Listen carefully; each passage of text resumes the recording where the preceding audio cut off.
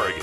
It's time for A Different View, a lively women's roundtable discussion on marijuana issues, brought to you in part by the Normal Women's Alliance, with Portland Dispensary's examiner Jennifer Alexander, Alternative Medical Choices founder Iva Cunningham, and Moms for Marijuana founder Sarah Frank. Now, here's A Different View. Hey, everybody. Thanks for joining us. Where's my mic on? I couldn't hear myself. Hey, everybody. You're listening to A Different View. I'm Iva Cunningham. I've got Sarah Frank here and Jennifer Alexander. We are going to have a lively show for sure tonight. Lots to discuss. We're going to be, our special Normal Women's Alliance guest tonight is Pebbles.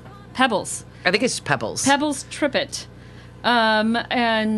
She is from the Mendocino, I can't speak tonight, Mendocino Marijuana Collective, I believe. Collective? It's on that article. Yeah. She's a longtime activist. I think that's the key. She's been involved with marijuana reform since before any medical marijuana laws existed.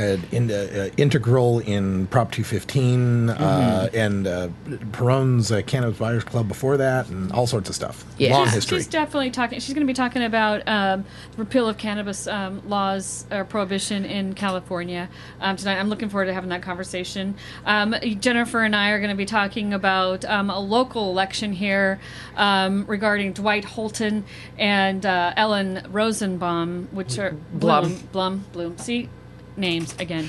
Anyway, they're going to be they are running for Attorney General.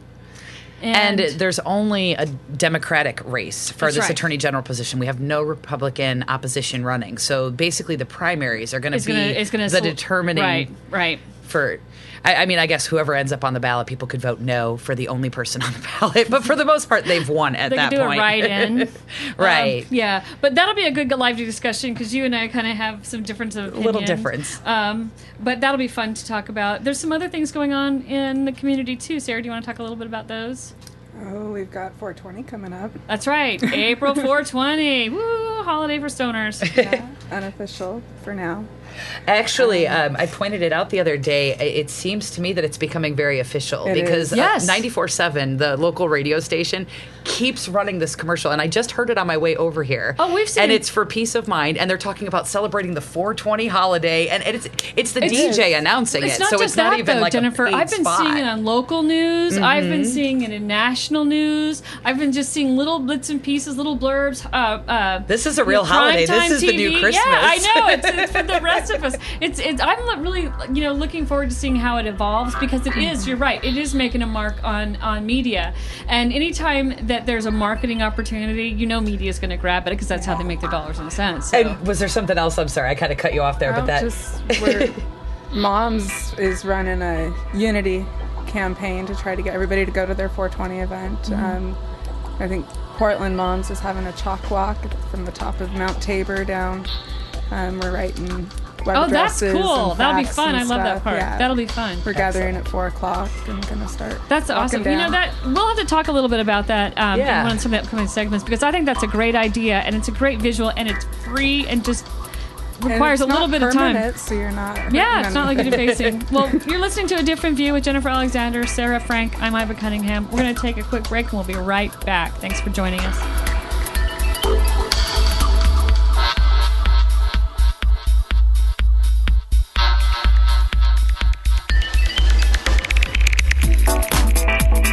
Alternative Medical Choices offers healthcare the way it should be. Easy to access, patient-centered, team-based, and quality-focused. We offer a variety of natural, affordable healthcare treatment options like primary care, group acupuncture, massage, and assistance with OMP registration. As a patient, you will have a team of experts working with you to make you the best you can be. Call Alternative Medical Choices at 503-288-5579 or check us out on the web at altmedchoices.com. Well, the West had a bowl, a good green reefer, a big fat Joe beef, much sweeter. Hide it, don't hide it. Hide it, don't hide it. Just hide it, don't hide it. Hide it, don't hide it. Well, hide it, don't hide it. Fire it up right now.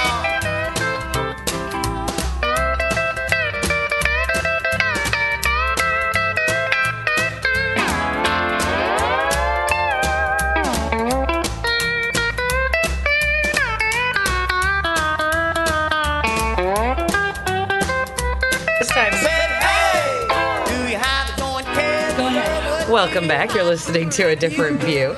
So, really quick, I want to get this out of the way for any of our regular viewers. Next week, April 23rd, I believe, is Monday. We are not going to have a show, but we are going to have a show on Tuesday, April 24th. Right. So we're going to be celebrating April 20th our own way. So so yeah, we will have a show next week. It'll 4 just be days on a late. different day. Hey, that's okay. We were busy.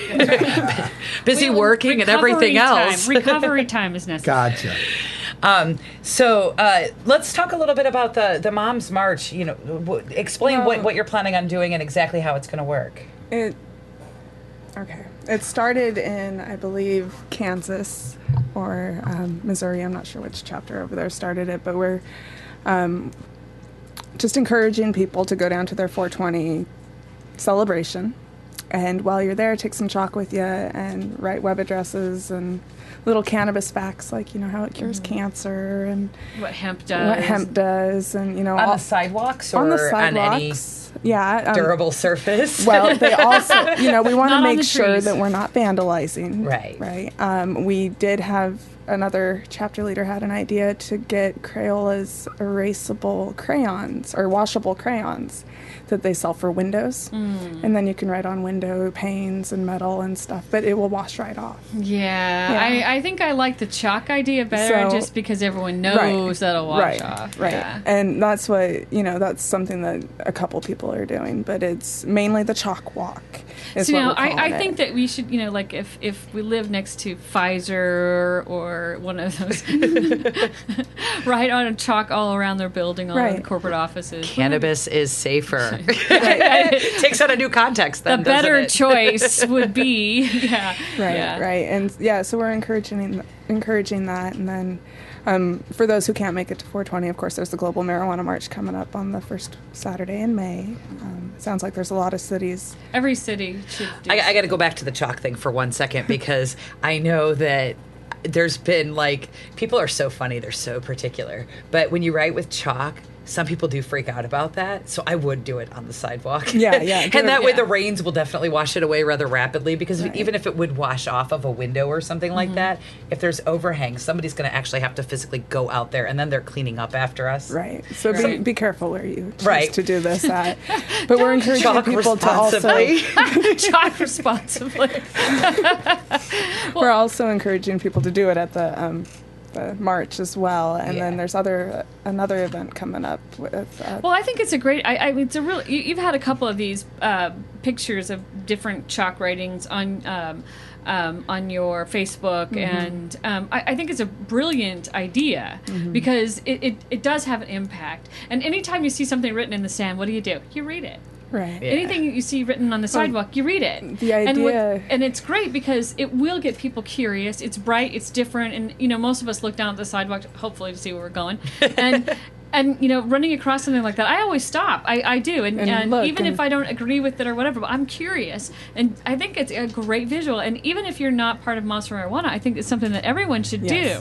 And wait, you said you're going to walk from Mount Hood into town? Mount Tabor. Oh, Mount Tabor. I was going to say that is one long route. Mount Tabor. That's okay. ambitious. We're going to walk down to the bottom of the hill and do it on the sidewalks going down the hill. And then we're going to just go around town. Great. And for those people who don't live here in Portland, Mount Tabor is a very busy park. Russ and I are fortunate enough to live close to it, and I'm over there all the time, at least 3 or 4 times a week. And, you know, I walk all the way to the top, and I've been all over the place.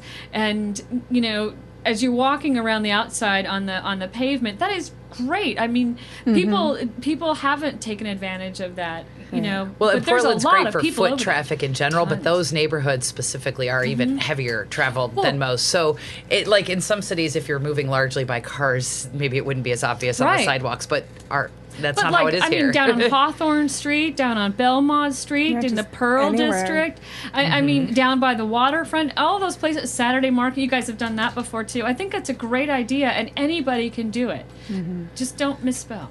Right, try to grammar check there. There's no spell check with chalk, but... You know, bring a friend, bring a buddy that can spell. Plan ahead. Google it. Google it. Write it out, yeah. This is what you're going to write.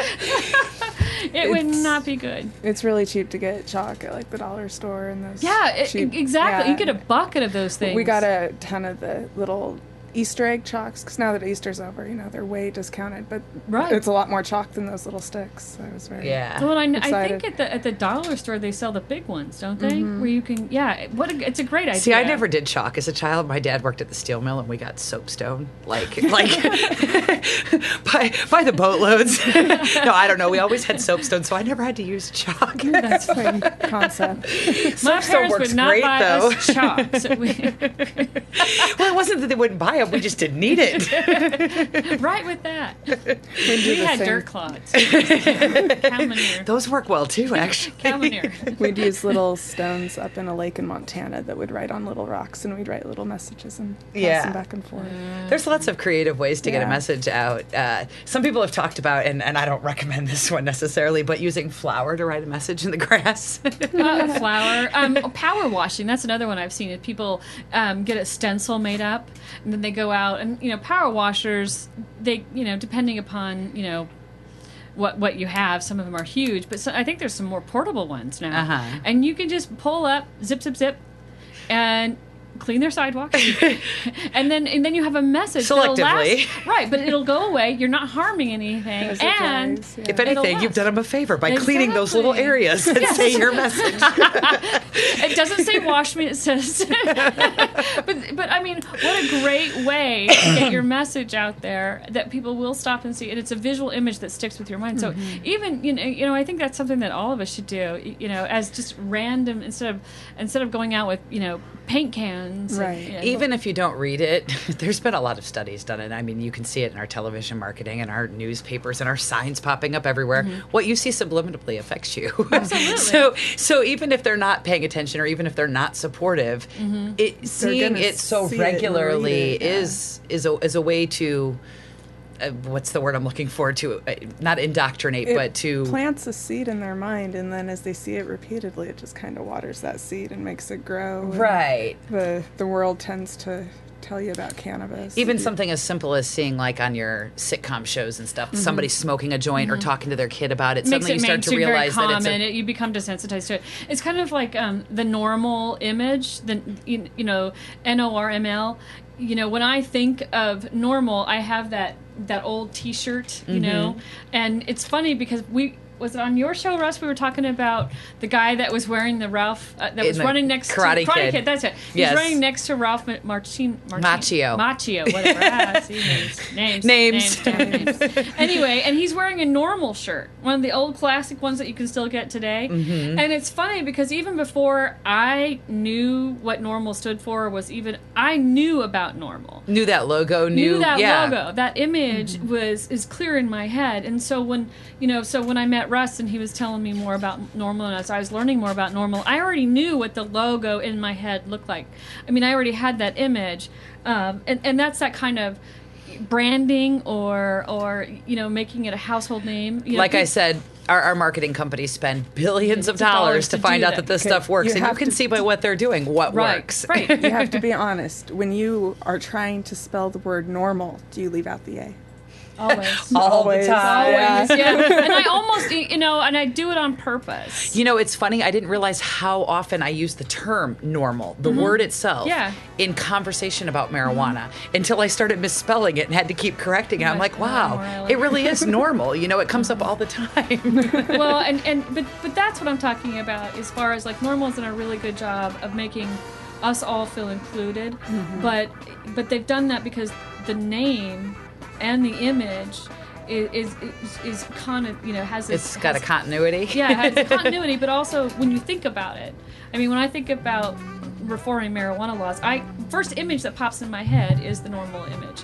Before I've even put the association behind the words. I think that's good for you for coming up with this idea, and I don't know who came up with it, but I think it's brilliant, and I think more of us should run around writing cannabis facts on sidewalks with chalk. Absolutely. Only chalk. Only and be chalk. polite. And be polite. Use your manners. It's important. Your manners. Yes, use your manners. All right, that's our cue.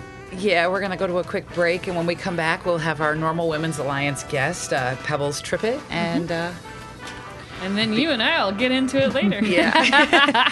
All right. You're listening to A Different View. We'll be right back.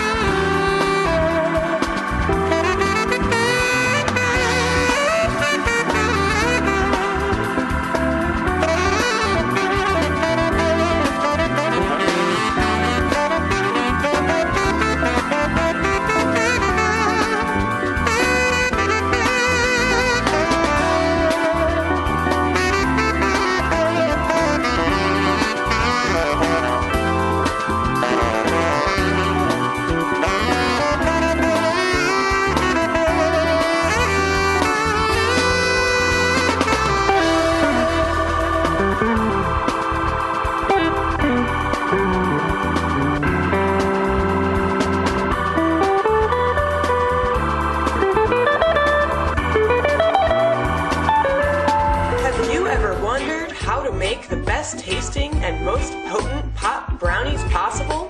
Do you consistently seek out recipes that will elevate your marijuana-infused cuisine to the highest levels imaginable? Then it's time to pick up a copy of the official High Times Cannabis Cookbook, published by the world's most trusted name when it comes to getting stoned. Packed tight with more than 50 recipes for irie appetizers, munchy meals, high holidays, stoner sweets, and cannabis cocktails, along with expert advice that demystifies the experience of infusing marijuana into butter, alcohol, and various oils.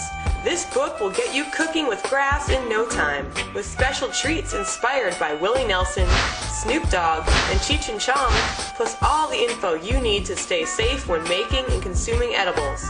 You will truly learn how to bake a ganja cake and eat it too. So look for the official High Times Cannabis Cookbook wherever finer books.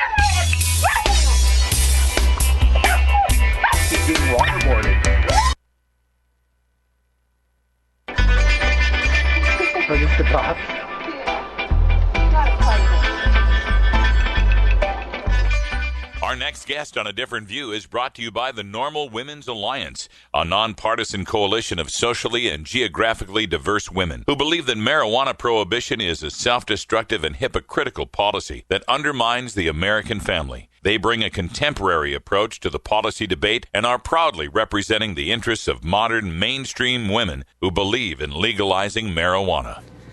Welcome back. You're listening to A Different View. We have Pebbles Trippet with us today as our Normal Women's Alliance guest. Pebbles, are you there? Yes, I am. Thank you. I understand that you have been involved in marijuana reform since before 1996 when California legalized medical marijuana, working with patients even before anybody else was recognizing it. Is that correct? Well, this is true. Actually, my real history goes back to the 1972 California Marijuana Initiative in California. Wow. That won a third of the statewide vote. Wonderful. To decriminalize marijuana for personal use. So that was your first. And then I got. That was your first introduction to activism. It was. I was, part of a a large room of about 200 people who from all walks of life. That was where Todd McCorea and I first met. And there was a very broad-based community action approach to that first initiative that ultimately won 1/3 of the vote. And it should have just kept right on going until we finally won it. Yeah. Yeah. Well, what do you think is the difference between then and now? What do you think has changed as far as the activists then and the activists that we have now, or the activist scene, I should say? Well, what we're dealing with now is the legacy of disunity in the California community that's been going on for decades. Goes back to 1974, because we were not able to sustain the effort to get another initiative on the ballot because the California legislature came out with a reform package, the Moscone bill, and it was such a major reform, it made personal use under an ounce just a misdemeanor. And that was the so Moscone we were no longer, bill? I'm sorry, what was it that It had called? been a felony. Okay. And it reduced it so significantly. We were no longer felons, just misdemeanors, but still criminals. And so we really haven't gotten out of that mode of being criminals, just lesser criminals, for all these years. And because that major reform was significant, it derailed us. We went to sleep.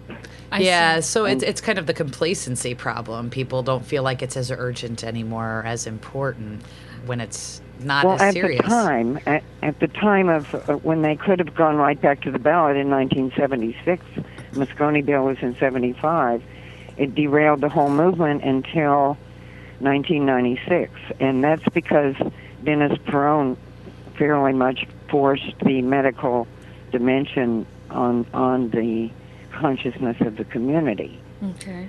Well, do you think, Pebbles, do you think that the medical marijuana movement or has maybe pushed back the activism a little bit too? Do you think it's had an impact on the complacency or, the push to continue to make it more legal? Well, it's an inevitable step, and so by definition, just because it happened and such a major reform happened, doesn't mean that complacency would invariably set in. It certainly divided the movement between the medical and all the others. Yes. Right. And that had not happened, but that was probably a good development. It was a kind of blessing in disguise in the sense that it rather than talking about recreation, which is a very demeaning, lightweight type term, right? And it doesn't mean anything in the scheme of things. We began to talk about medicine and therapy, right? And a serious approach to health. So what got us on track. So let me ask you if you don't mind. And it succeeded in making the ballot and winning over the voters, and the voters are the universal factor. Right. I think the initiative process is what it has brought to the fore, because all through the 70s and all through the 80s and into the early 90s, there were these failed efforts at a statewide ballot initiative that never even came close. And there was not a serious effort ever.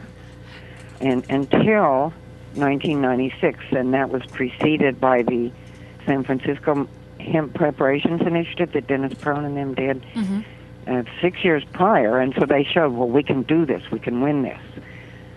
So let me introduce it.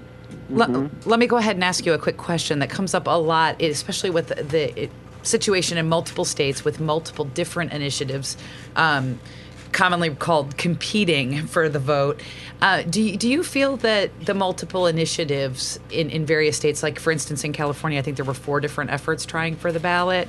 Do you feel that creates more of that disunity, or do you think that that's a strategic strength to present multiple opportunities to the public who's ultimately deciding? How do you kind of lean on that with your experiences? No, it was... it was definitely a weakness to compete with one another so that no one would succeed. Mm-hmm. Yeah. We had not ever had this situation before. We had a lack of initiatives. Mm-hmm. So a lack of... okay, I see what you're saying. Lack of initiatives that were serious enough to really go somewhere. In this case, they were all repeal initiatives. All three of the serious initiatives were calling for the repeal of all criminal statutes penalizing adults for cannabis-related activity. They were all on the same wavelength in that level at last. The only differences were, do you stop there, like the Repeal Cannabis Prohibition Initiative said, to stop there and to simply set the stage for future regulation. Right. And then with the California Cannabis Commission, a standalone entity, and then the Regulate Marijuana Like Wine was, no, let's decide now to do it just like alcohol. It's, common sense kind of. And then the third one, Jack Herrera's initiative, had been circulating for, at least 15 years, roughly speaking. And the big clause that makes it so difficult for the universal voter to swallow is releasing all of the marijuana prisoners. Exactly, Right. exactly. And that's the one thing that I like about some of the more simple ones is that it doesn't get into those complex issues that are debatable all on their own. Whether or not we release those people, it's good, it's great, and we would love to see it happen, but the average voter isn't going to be like, open the prisons. Yeah, let the floodgates out. But there have to be some compromises, and we have not learned that art. Well, and I think that's the key there, is we need to bring back or shrink the divide between the medical and the personal use, but also we need to show cannabis in a variety of different ways too, and we're not going to get everything we want all at once, and compromises are going to be what we'll all have to make, both those pro and con for cannabis regulation. Pebbles, one of we have to wrap up and go to a break, so I wanted to conclude this with asking you, there's so many different generations involved in activism right now, and you've been in it pretty much since the beginning. If you could give advice to the community at large right now on how best to proceed, what would you suggest?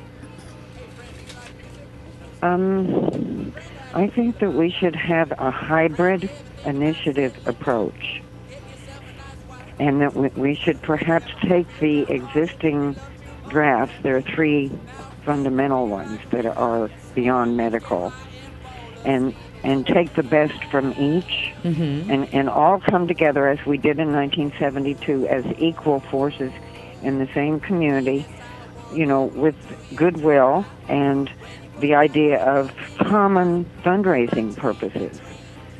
Sort of like a credit union, bank, kind of thing, where we all decide together which initiative or which fundamental draft we're going to get behind, and then get behind that not only with our support of the forces, but also with the money, because that was the main thing that held us up, was not being able to find money for even one, because none of them was categorically the one to choose. Right.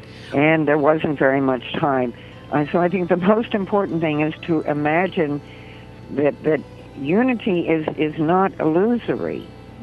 Right, it's not. Absolutely. And that it's essential. It's essential on all fronts, and that we just get together for the purpose of the future. Right. Which is only an election away. Well, a greater good.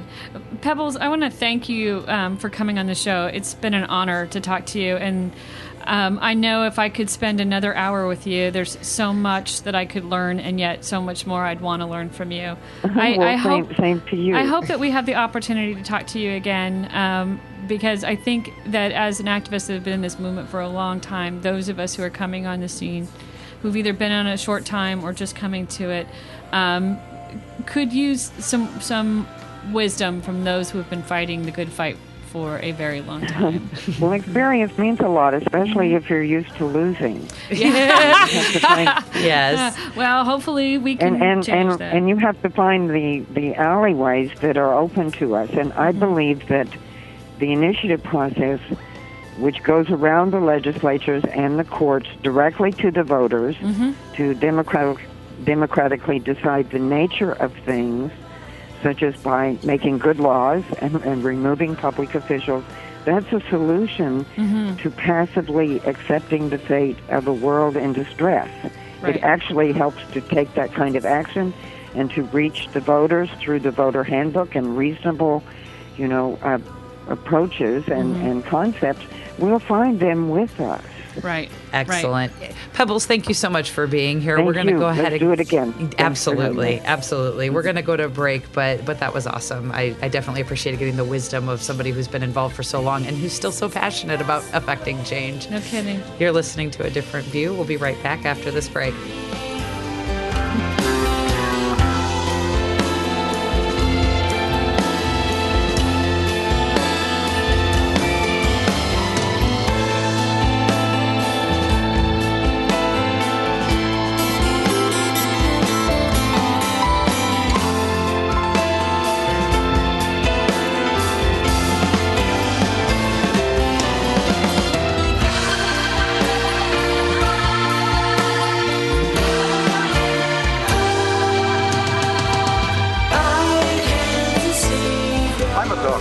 I'm a lawyer. I'm a journalist. I'm a student.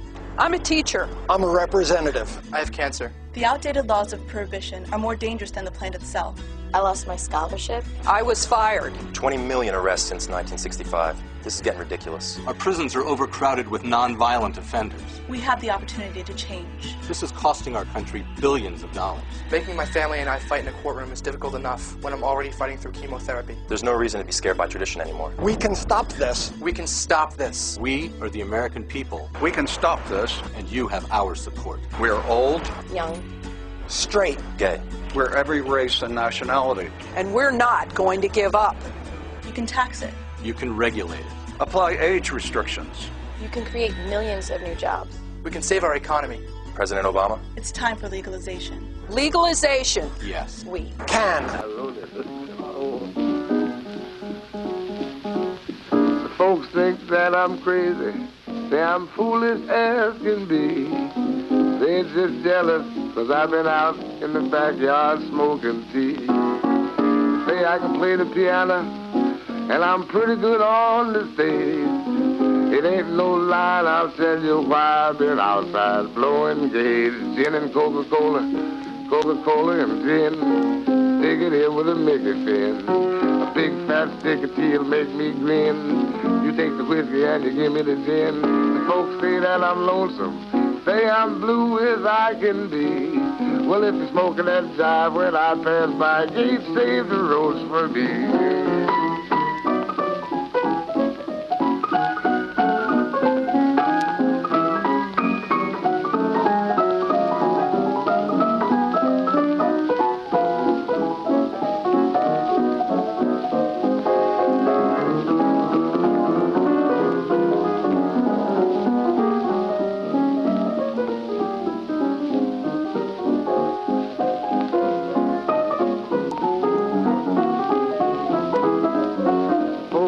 I'm lonesome, say I'm blue as I can be.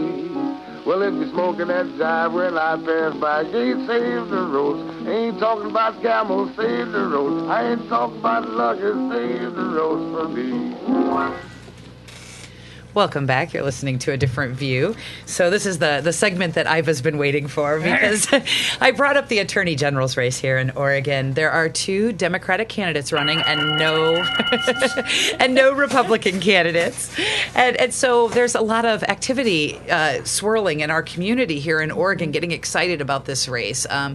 Dwight Holton was the United States federal prosecutor, whatever. What's it called? Famous. The what? U.S. Attorney. US Thank Attorney. you. Mm-hmm. And he was the one who put out the memo last year against medical marijuana patients and all the different facilities, the clinics. I mean, he sent everybody letters basically threatening them and getting everybody in Oregon except for the Multnomah district attorney from signing on. And the only reason the Multnomah one didn't is because their budget is shot. They're getting ready to lay off 60 people already. They kind of went, ha! Yeah, they're like we get the money to bust potheads. Yeah, right. Exactly. Exactly. So they did not sign the letter, but it wasn't necessarily out of a strong objection to what the letter was saying either. It was just an inability to comply. But that being said, this attorney general's race is against him, who we obviously all don't like at all, and against Ellen Rosenblum, who is a former judge, I think an appellate judge here in Oregon, and strong on women's rights, and has made a couple of comments that have indicated to our community that she is a good choice. I think part of our community is running on the she's not Dwight choice, and they're okay with that. They don't care if she doesn't do anything. She's not Dwight. Well, and let me throw in a historical precedent to this. The 2010 election in California, Kamala Harris and Steve Cooley, and they had the Not Cooley campaign. Right, and it wasn't about the other candidates' promises or abilities or anything else. It was simply that they aren't that guy, and that's good enough. So in this case, there is a segment of our community that's running that campaign, and I get that one.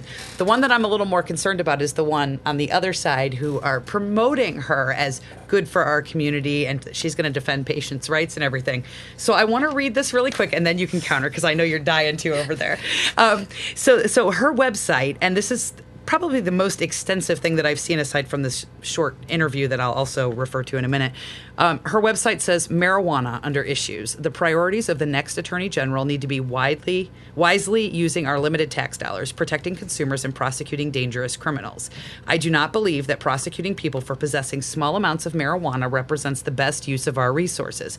A better use of those resources is providing more treatment options for people with drug and alcohol addiction. As Attorney General, I will make marijuana enforcement a low priority and protect the rights of medical marijuana patients. For me, I hear marijuana is already decriminalized in Oregon for small amounts, aka less than an ounce. That's a $500 to $1,000 ticket, and she's just agreed that she'll enforce that law. And I hear drug court. I don't hear anything promising for our community. Now, I do get the not Dwight, but this sounds like what Obama said right before he amped up the drug war. True. So, and you know, and I would hang to hedge my bet on a few words. I would look at the overall picture, and you know, if you look at some of the questions that you gave to me and some of the other comments that she's made, the fact that you know, as a clinic owner, she's visited my clinic. Eric or Dwight didn't do that. You know, in fact, I know a lot of friends in this community who got letters from Dwight saying, we don't like you. That's a proven track record of against us. Right. Now, I understand she's not exactly saying she's for it, but I think she's made her position fairly clear, in my view. I think she's made her position fairly clear, is that she's going to carry out the will of the people, and the will of the people have voted this. She also believes that spending those resources is a waste of time. You know, it's hard to say what somebody will do once they're sworn in, and yeah, you're right. We did get duped by Obama saying, yeah, I'm pro pot, I'm pro marijuana, I won't do that. Yet here's his henchman, you know, taking care of business. Right. So I understand that fear, and I share a little bit of that fear. However, I go back to the fact that I don't, you know, if that were just, you know, words that she was stating, I don't see her coming into the different, you know, establishments that serve that community. You know, and to me, that's like us. This is a step in the right direction. This is a step in the right direction, in my view. Well, this is what I was saying, though. I don't know. If you're basing your support only on the fact that she courted you, that's what politicians do. And our community is huge and moving forward right now. Hold on. Marijuana is more popular than Obama. The Democrats know this. Right. They know this. Pushing him isn't the winning ticket. Pushing marijuana is. And they know this, and they can buy in off of our momentum. Sure. By making it a Democrat-Republican thing. But Jennifer, we're talking about a race between Dwight Holton and Ellen. Okay? Dwight is... Both Democrats. Both Democrats, Right. But I've seen quite a few articles that have called Dwight a Republican in sheep's clothing, so... Well, absolutely. And I would agree with that. But here's the thing, is that if that were true, then why isn't Dwight coming to my facility? Why? Because he's courting the other people. He's courting big pharma. And True. I mean, come on, that's what I'm saying. Else. It's who you're reaching out to. But there's only two people on the ballot. And I'm saying that I believe, and I don't know anything about Ellen's platform. I've never had opportunity to meet her or talk with her myself. So I am only going off by what's out there in the media realm. I mean, she could be a wonderful woman. She might be very supportive. I don't know. And I also know that there's political arguments to not be too outspoken about this issue as well. But if she wanted to win and was going against somebody who was stronger with, like, say, large funders, then she needs to reach out to some base of people that will push her over the edge. And I'm saying that I think that our community is that base. So absolutely, she's reaching out to our community. But is she sincere in giving strategy? But is she sincere in giving anything back to our community once we've put her in office? And that's what I want to know. Well. And that's where we hold her feet to the fire. And I had to do the pointing thing, too. Did you see that? Well, and that's where we hold her feet to the fire because... But what are we holding her feet to the fire? She hasn't promised anything. No. Well, no, she has. If you look at those questions, will she return small amounts of marijuana. Nothing about growing. Nothing about... If marijuana is confiscated from a medical marijuana patient and it's determined that the patient committed no crimes, would you instruct the law enforcement to return the medical marijuana that was seized? Answer, yes. Under certain limited circumstances that, if present, that she would advise law enforcement to comply with. And sure, that's what they say now. If those circumstances existed. I mean, I think she's saying yes. If this patient was truly a patient, that's what she's saying. But there's the law is much more complicated than that. And what she's actually saying here doesn't answer any of those hard questions. It's a vague talk around. It doesn't actually say anything. She's not promising anything. I don't expect her to promise and say, hey, Attorney General Kroger, while telling police not to return it, pointed that the law required under certain limited circumstances, and then just went on to say that these circumstances didn't fit those limited circumstances. Let's presume that you're correct, that she's just pandering to us for our votes. And let's say, we go ahead and we all vote her in. Or not. We're at the voting booth. What's your recommendation? I'm not talking about whether or not we vote her in, because right now it's her or Dwight. And I agree with I agree with not Dwight.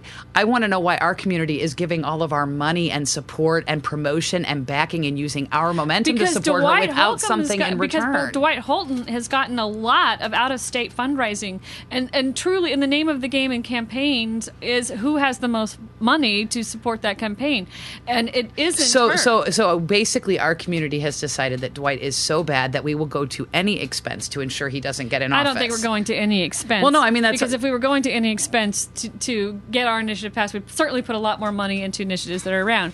I think that the reason why we're doing this is because Dwight is so bad.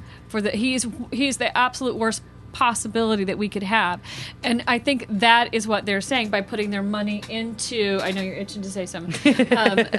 Why we need to put our money behind Ellen, because he is that bad, and I'm saying if that's the argument, then that's fine. But if the argument is that Ellen is worth promoting, aside from the fact that she's not Dwight, then I think we need something more substantial from her. And I think that there's something to this one. But I have always said I am not a one-issue voter either. I also like the fact that she is positive on other things where Dwight Holton isn't. One of the things that really worries me, sorry, Russ, and then as soon as I say this, you can jump in. One of the things that really worries me about her as a mother is that her number one priority is children, endangerment, neglect, things like this, which, of course, anybody, So we demonstrate to her that prohibition does just that. Wait. You've lost it. Listen, if that's her priority, and if she doesn't necessarily agree with medical marijuana, but does agree with the will of the people, then to her, a medical marijuana patient with children could very well be neglect and her number one priority. And I'm saying we need to look at all of these issues and ask her those hard questions before we throw our support behind her. Because if she's enforcing... There's not really enough time at this point to even have that debate. I mean, no insult. Well, there is before you send her money. Well, go ahead, Russ. It seems to me that you're debating whether or not is Dwight bad equal to is Ellen good. Yes. And you're saying that is not necessarily a truism. You're saying it really doesn't matter because Dwight is bad. He's so bad. Somebody has to be contributed to beat him. And that may be good. But that wasn't what I wanted to interject. What I wanted to interject was we've been talking about this on our show, and the national perspective on this is that Holton is an out-of-state guy. He's like a son of a governor of Virginia. He's so connected in Democratic operation in political circles that the Oregon Attorney General job is just one stepping stone of his in a long career arc that he's got planned out, that he's being groomed for by his handlers in the Democratic Party. And the reason that the not Dwight is such a big issue for the community is that it sends the message within the Democratic Party that you cannot build your resume without taking into account the support and the votes of the supporters of at least medical marijuana. So it's kind of the reason they're funding Ellen so much would have nothing to do with if it was Ellen, if it was a sock puppet that was running in her place, right, so much as here's how we finally send a message to Democrats that you cannot build your career unless you support our issue. And I kind of agree with that stance. That's what I'm saying. If you're sending your money, send every penny. If you think it's really worth it to keep this guy out, support him. My first time in activism was actually in Indiana, and I'll leave out all the details, but basically I did not like the Porter County prosecutor. I did not like him at all. And the election coming up, it was him against one other guy. I got to know the other guy, decided he wasn't the other guy. What I had a problem with the other guy, he would fix. So it didn't matter to me about anything else. Getting the other guy out mattered. And if this guy didn't win, it was, this guy's, by default, it was only the two of them. And that was enough to motivate me to get active. And I understand that. Some people you don't want in office. Right. But I think if we're going to try to promote Ellen on her merits, then we need to know what those merits are. We just need to know that there's actually promises to our community. But I think, the election, we have until the 18th to change. 24th to change to the next Tuesday, the day of our show. Right, to change to the Democratic Party. And I will say, just because I have to say this, I'm registered Republican because I want to vote for Ron Paul in the primary. So unfortunately, I will not be playing a part in this decision because the president is more important to my argument. But come the general election, I will be sure to write in not Dwight. I assure everybody. So I will relay to Kaliko that you felt voting for Ron Paul in a primary he can't possibly win an election for, even within the Republican nomination, was more important than imposing Dwight Holton as a Democrat. No, because I have a chance at the general election. Just because he's the only person on the ticket doesn't mean that I have to vote for him. And that's the other thing I wish voters would understand, that because there's one choice, you can always write somebody else in. You cannot vote for them. And I just want to see that one candidate, say Dwight Holton, on the ballot get 0 votes. You know what I mean? But that's not going to happen. I know it's not going to happen. But with the right campaigning, if it was really against Dwight, we could wait until then and do it instead of boosting Ellen over the top. But I get the argument. I do get it. I'm not impassioned enough to change my other political views. And I disagree. I think he can win. But I was thinking about having Kaliko on just to have that conversation. It could last all hour long. Well, that'd be fun. I don't know. We've certainly been lied to plenty of politicians. It's always a wait and see. But man, I can't stand Dwight, and I will pick it outside. I'll pick it with you. I'll definitely pick it with you. So we're going to go to a break. You're listening to A Different View. We'll be right back.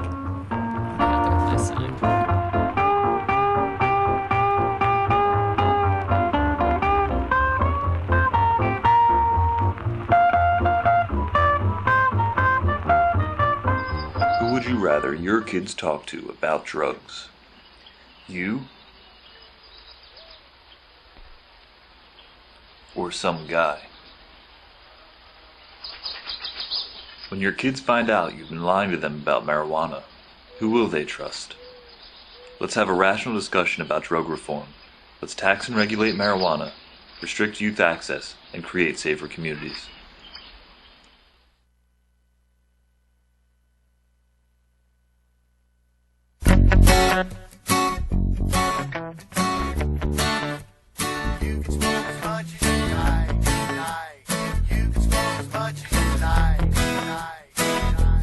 It's so sticky, smells so nice. I can keep it blazing all night, and baby, you can smoke as much as you like. I said you can smoke as much as you like. Pass that bowl, hit that pipe. We'll be high as a kite, and baby, you can smoke as much as you like. I said you can smoke as much as you like. You're a little cutie, I hope you wanna use me. Let's smoke a little bud, then we can see a movie. Say what you really wanna hear. Got more weed than Budweiser's got beer. Well, if you smoke this fatty, you won't feel your body. Gonna get so high, gonna need your mommy. I'll roll it, you lick it, I'll light it, you hit it. You know you ain't ever gotta buy it. It's so sticky, smells so nice. I can keep it blazing all night, and baby, you can smoke as much as you like. I said you can smoke as much as you like. As much as you pass that bowl, hit that pipe. We'll be high as a kite, and baby, you can smoke as much as you like. I said you can smoke as much as you like. But when you wanna smoke out, I can be your Boy Scout. I'm always prepared, cause weed is what I'm all about. I don't wanna see you pout, there won't be a need for doubt. As long as I'm around, you know you'll never ever be without. As long as you got me, you don't ever gotta buy it. Got some of God's own if you think you wanna try it. 6 gram blunts, I only roll the dankest shit. Girl, don't act so shy, you can wrap your lips around this and smoke this fatty. You won't feel your body gonna get so high, gonna need your mommy. I'll roll it, you lick it, I'll light it, you hit it. You know you ain't ever gotta buy it. It's so sticky, smells so nice. I can keep it blazing all night, and baby, you can smoke as much as you like. I said you can smoke as much as you like. As much as you pass that bowl, hit that pipe. We'll be high as a kite, baby, you can smoke as much as you like. I said you can smoke as much as you like.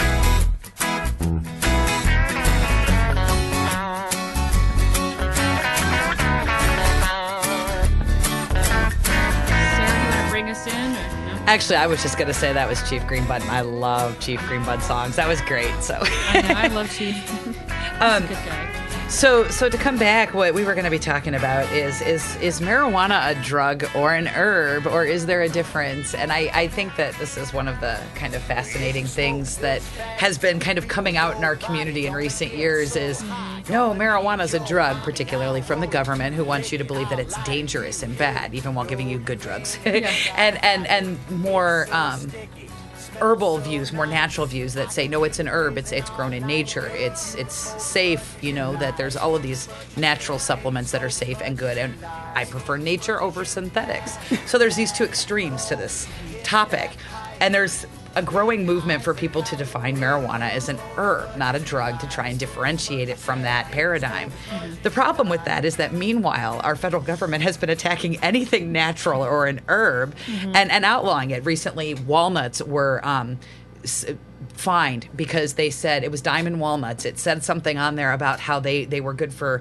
particular health benefits. I don't recall, and I don't want to misstate them, but they were particular health benefits that were well documented in science, and the FDA said, we didn't say you could say that, therefore you have to pull this. You're not allowed to say, basically you're marketing an unlawful drug. They were drug dealers now because they were saying that these walnuts had health benefits. And it's happened in a number of different cases.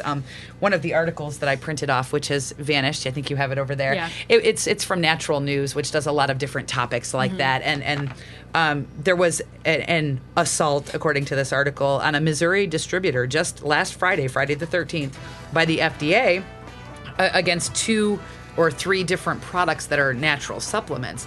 And so knowing how they're viewing all of these natural supplements, one wonders, will it benefit us to call marijuana an herb? Have we actually won anything? That's funny because I had a rant just the other day. Be careful what you wish for because they just might give it to you. Right. I know, and this is exactly it. It's like we get so wrapped up in the principle of a particular point that we fight for. It's cannabis. It's an herb. It's not a drug in marijuana. This, say that. And meanwhile, they're saying, okay, that's where they're going. We'll stall them. We'll put these laws into place, which negates everything that they're doing. Right. and then they can have a symbolic win, and nothing has changed. Right. And then we're fighting for another war. And I worry about the this recent East Coast template of medical marijuana laws that don't allow home grow and require registration at one particular dispensary.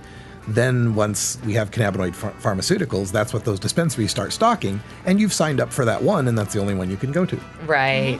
So we were talking before the show, and I wanted to get you to throw in a little bit of your perspective on this, Sarah.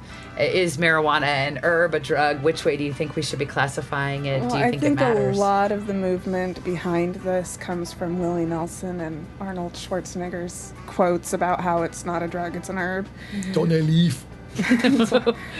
But I think, I'm a writer and a reader, and I love to play Scrabble. And anytime we get in a debate about what something means, we get out the dictionary. So when you pull out the dictionary and look up the word drug, you come up with 6 or 7 different definitions, depending on the context that you're using them in. And when you Google define drug, it says that it's a noun and it's a substance that has a physiological effect when ingested or otherwise introduced into the body in particular.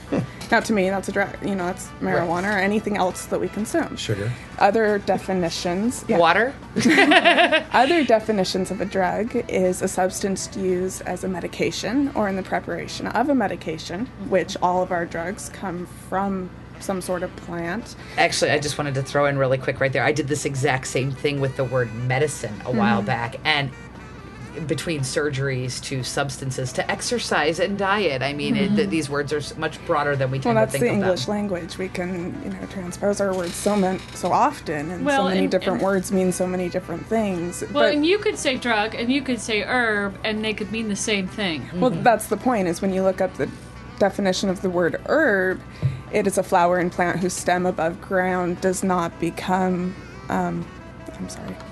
I lost the end of that. I'm sorry. To me, it's a stinking plant, and it can be used for both. So to put it in one of those categories, or to try to define it that way, I mean, it sounds more ridiculous to me if the FDA were trying to make a plant illegal, right. or because that is ridiculous. But to a drug or an herb, they're already trying to define that.